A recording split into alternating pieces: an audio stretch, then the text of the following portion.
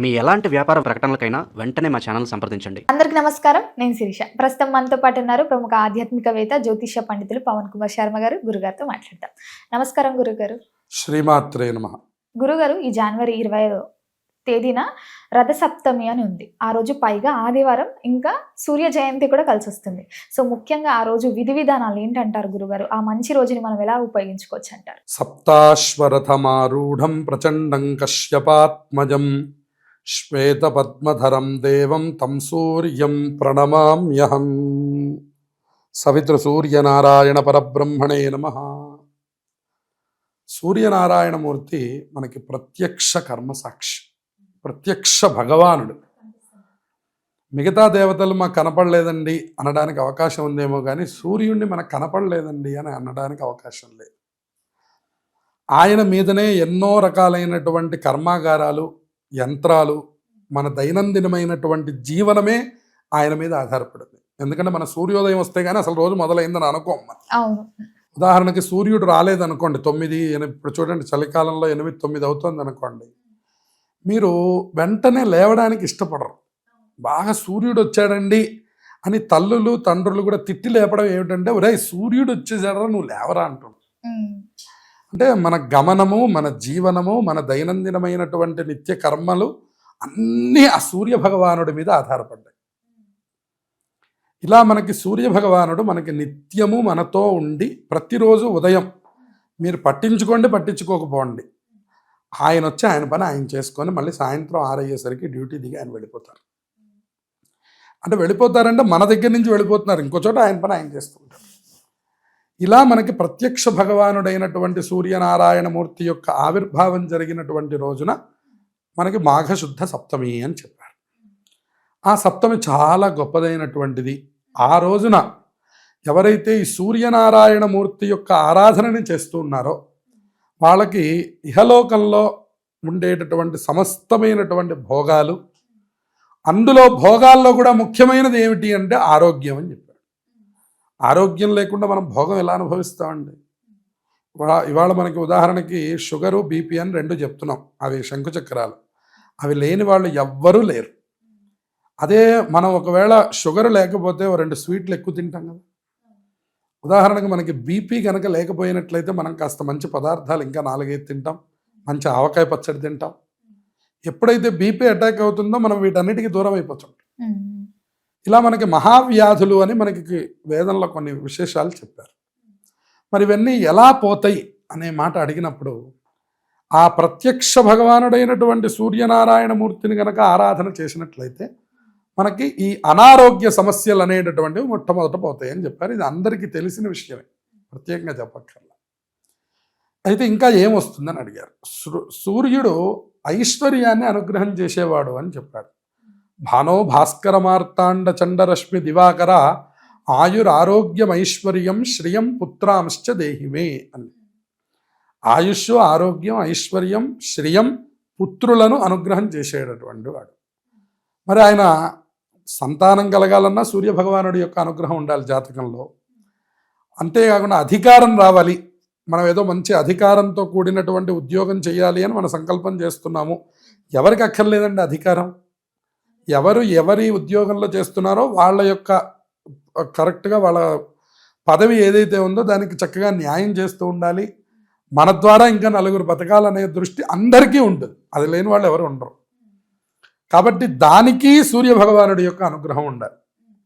రెండోది, అసలు ఉద్యోగం లేకుండా నిరుద్యోగస్తులందరూ బాధపడుతూ ఉంటారు, చాలా కాలం నుంచి ఉద్యోగం లేదండి అని. అటువంటి వాళ్ళకు కూడా ఈ సూర్య ఆరాధన అనేది చాలా గొప్పది. ఈ 25వ తారీఖు 25 కూడా చూడండి, మీరు కలిపితే 7 వస్తుంది.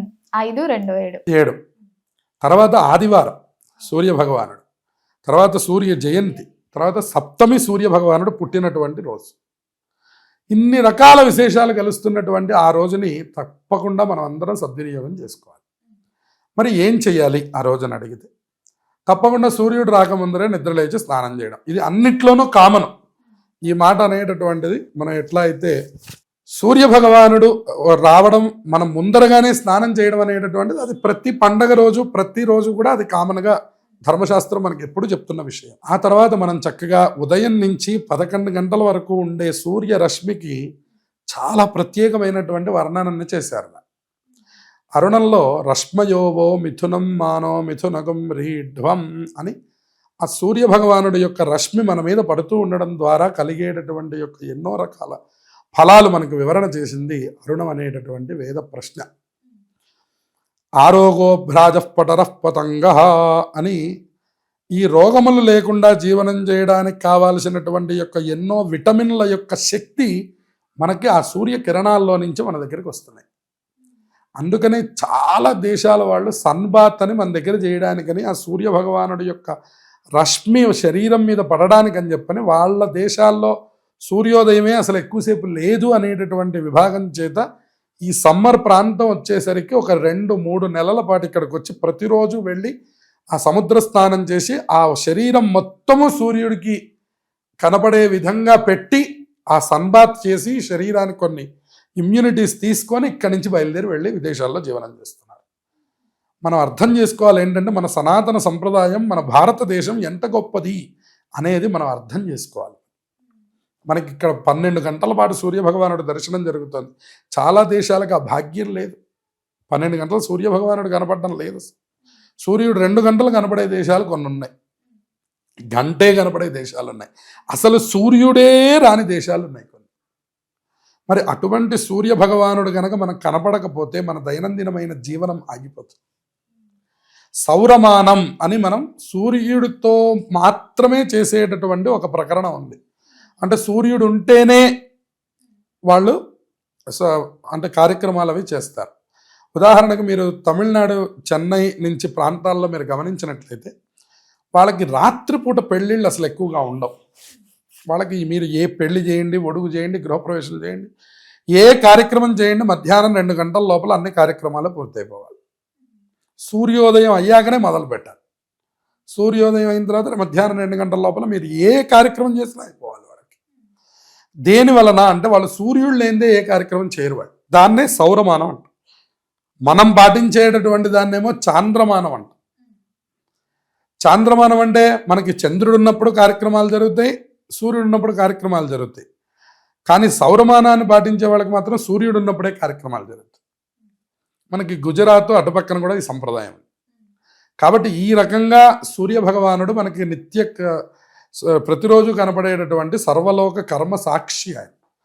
మనం చేసేటటువంటి పుణ్య పాపములను కూడా ఆయనే బేరీజు వేసి ఫలానా వాడు ఫలానా పుణ్యం చేస్తున్నాడని సాక్ష్యంగా నిలబడతారట సూర్య చంద్రులు ఇద్దరు కూడా. అందుకని దేవతలకి కళ్ళు వర్ణించాల్సి వస్తే ఒక కన్ను సూర్యుడు, ఒక కన్ను చంద్రుడు అని చెప్తారు. అందుకని సూర్యభగవానుడు చాలా ప్రత్యక్షమైనటువంటి వాడు ఆయన. అందుకనే మనకి పితృదేవతలను చెప్పవలసి వస్తే వసు, రుద్ర, ఆదిత్య రూపాలు అని చెప్తారు. తండ్రి, తాత, ముత్తాత అని 3 తరాలు చెప్తారు, 3 పేర్లు చెప్తారు. ముత్తాత ఎక్కడున్నాడండి అంటే ఆదిత్యలోకంలో ఉన్నాడండి అన్నారు. ఆదిత్యలోకం తర్వాత స్వర్గపాదేయం మోక్షం వస్తుంది. ఆదిత్యలోకం దాటాలి అంటే ముందు వసులోకం దాటాలి. వసులోకం తర్వాత రుద్రలోకం, రుద్రలోకం తర్వాత ఆదిత్యలోకం, ఆదిత్యలోకం తర్వాత మోక్షం. అందుకని ఆదిత్యుడు ఎవరు అంటే ఆయన మోక్షాన్ని ఇచ్చేటటువంటి వాడు. నమస్సవిత్రే జగదేక చక్షుషే జగత్ప్రసూతి స్థితినాశహేతవే త్రయీమయాయ త్రిగుణాత్మధారిణే విరించి నారాయణ శంకరాత్మనే. ఆయన త్రిగుణాత్మక స్వరూపం. ఆయన సత్వ రజస్తమో గుణాలు 3టిని అనుగ్రహం చేయగలవాడు. ఆయన త్రిమూర్తులకి అధిపతి. ఆయన త్రిమూర్తులకి ఆయన స్వరూపం. ప్రాతర్బ్రహ్మస్వరూపాయ మాధ్యాహ్నే విష్ణురూపిణే సాయం శివరూపాయ దివాకరాయ నమో నమః. ఆయన దివాకరుడు. ఆయన త్రిమూర్తిశ్చ దివాకర. ఆయన దివాకరుడు. ఆయన ఉదయం పూట మన జీవనాన్ని నడిపించేటటువంటి దివా అంటే ఉదయం అని అర్థం, కరుడు అంటే నడిపించేవాడు అని అర్థం. ఉదయాన్నంతా నడిపించేది ఎవరు? సూర్యభగవాన్. మన జీవనాన్ని నడిపించేది ఎవరు? సూర్యభగవానుడు. చూడండి, మనకి గవర్నమెంట్ ఉద్యోగాలు కానివ్వండి, మీరు ఏది చూడండి, సాయంత్రం 5-6 అయ్యేసరికి ముగించుకొని వచ్చేస్తాం కదండి. 5 గంటల తర్వాత మీకు గవర్నమెంట్ శాఖ ఏదైనప్పటికీ పనిచేయదు. ఎందువలన? సూర్య సంబంధం ఉంటేనే కానీ గవర్నమెంట్ ఉద్యోగం రాదు. సూర్య సంబంధం ఉంటేనే కానీ గవర్నమెంట్లో అధికారాన్ని పొందలేము.